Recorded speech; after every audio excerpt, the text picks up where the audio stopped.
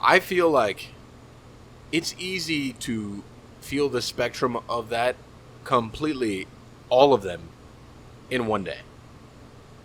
Okay, so let's talk about that. I'll challenge you on this. Sure. Can you give me an example based on my brief description? You telling me what the primary emotions you feel.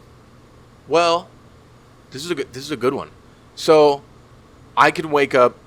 This was not today, for instance, but because today's been a fucking shit day. But this is actually the highlight of my day. Okay. Wake up in like a fairly great mood. Mm-hmm. You could be hit with one segment of information that automatically makes you angry. Secondary emotion. Sure. Then you can go into a space that automatically makes you feel comfortable and at home, right? Okay, that could be considered primary emotion. Then you go into a space that you feel somewhat challenged and angry at the same time. Okay, secondary. And then you go into what I call like the space of home, which is service for me is like always where I feel very comfortable.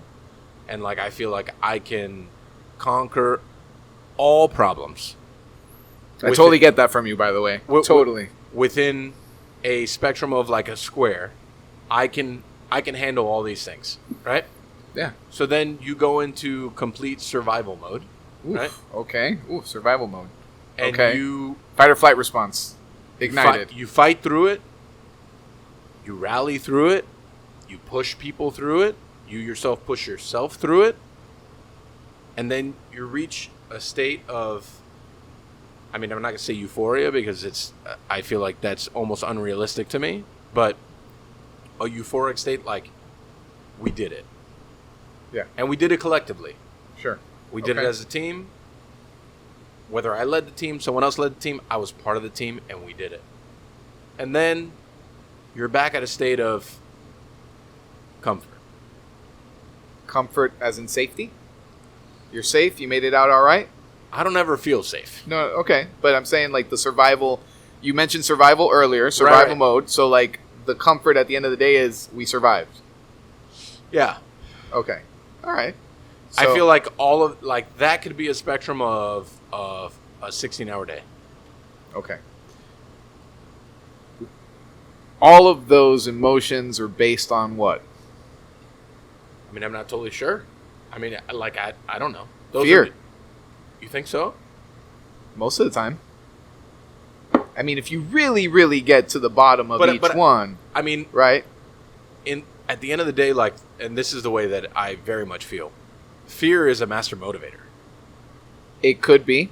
If used, yes, it is. It is. It could be a toxic motivator though. It's not the place we're supposed to be functioning out of. Where are we supposed to function out of?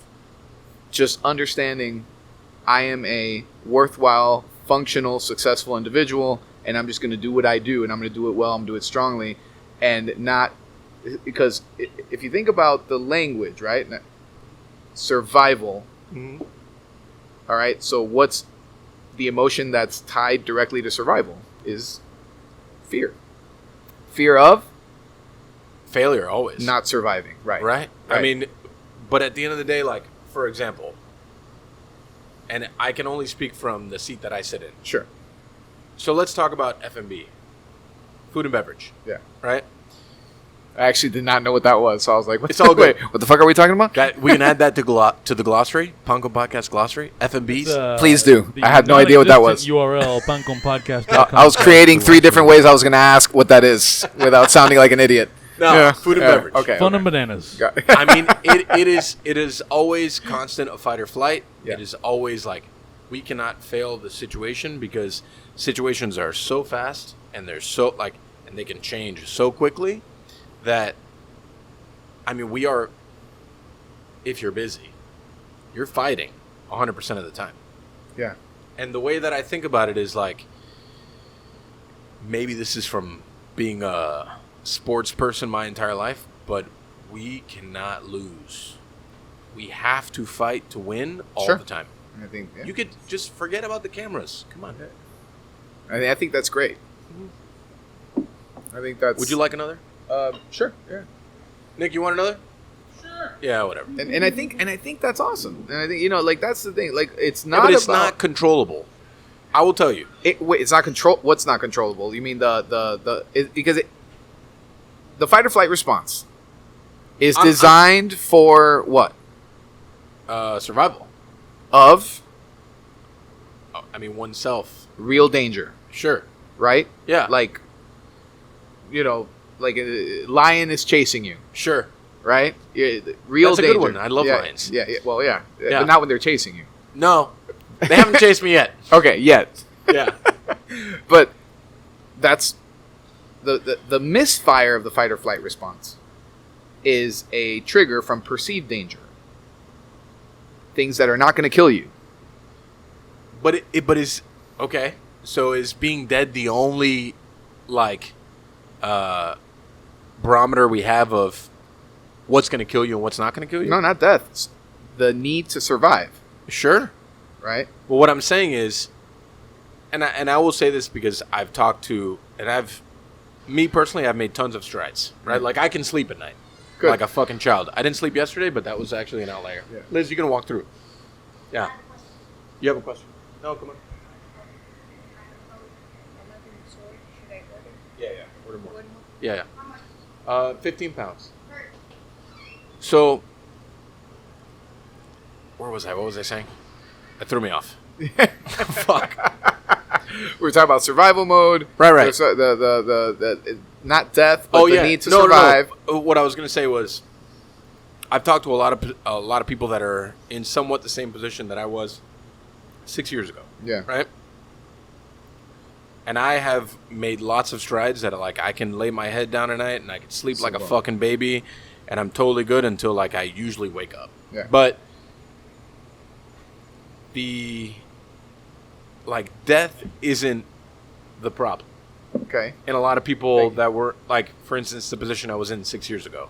And there's a lot of people in that position every day, all the time. Because when you open up a restaurant, you feel like this is my last chance. Yeah. Or when you take a job in a restaurant, this is my last chance. Or this is my chance. Or this is my thing. Or this is like, I've worked to this thing. I cannot fail. In my mind, it was always like, if these people don't have a good fucking time and don't enjoy so many different things that may not have to do with me at that moment, they will not come back and I will not make that money and we will have to close these fucking doors. This is why so often with so many people make so much shit of like the shit I talk to influencers and like other people that look for freebies. This is why I'm so like visceral in that regard, because we like money at the end of the day keeps the lights on, right? And if someone doesn't come back because they didn't have a good time for some kind of reason, whatever it may be, it could be the dumbest thing in our industry. It could be the fucking weirdest thing ever Yeah. that they don't want to come back for. At the end of the day, we lost out on steady revenue over the course of 12 months. Mm-hmm. And that is, in essence, what drives so many people mad, I think. Not the, I want to be on a billboard, or I want to be on the cover of whatever, or I want to be on the thing. It's more like, can I keep the lights on? And that, to me, is a very survival mode situation and feeling, right? It's not death. You know, like, it's not I'm going to die because these lions are chasing me. It's because I may have 15 employees, 20 employees, 147 employees. Sure. We need to keep the lights on so, one, they can keep all their jobs, and two, so we can keep this thing going. You know what I find fascinating about what you guys do? Is that you guys have the opportunity to implement all the pillars of wellness in one night. Absolutely. You For know, everyone it's- except for ourselves. Well, okay. So you guys have this opportunity to create a positive emotion Yep. about what you're doing. You have an opportunity because a lot of what you do and what I do as a musician involves a state of flow, Mhm. which means that you're fully engaged in what you're doing in the moment, Yep. right? there's no opportunity to be in the time machine. You have to be in the moment. Right, which I fucking love. It's amazing. God, That's once I will tell you that's a drug. Absolutely. Absolutely. Once I strike that first chord, and I hear the guitar through the speakers, and I hear my voice through the speakers, nothing else matters. Right. That's it. That's all that. Nobody can bother me in that moment. Right. That's it. Mm-hmm. And so you're fully engaged in what you're doing. You get to establish and maintain quality relationships. Yep. With your staff and your customers. Yep. Right. You get to apply meaning to what you do. Why do you do what you do? Yep. Right? And you get to feel a sense of accomplishment at the end of it. Yep. Those are the pillars of wellness. And if you bring that to consciousness and you realize that this is something that these are like little boxes you can check off throughout the night, and you realize that you did that, the mood of anybody who's working here can be completely changed. I'm sure there's a lot. Don't get me wrong. I'm sure a lot of people are very happy, working and stuff like that. But there might be somebody who's struggling, and if they focus on this, say, "Man, you know what? This is good." Yeah. And I love that you guys get to experience that in one night. You guys get to experience all of those things, where a lot of people have trouble finding one of those things in their daily basis. Yeah. On their daily lives. I mean, and it's just. I don't know. I admire that. I think it's awesome.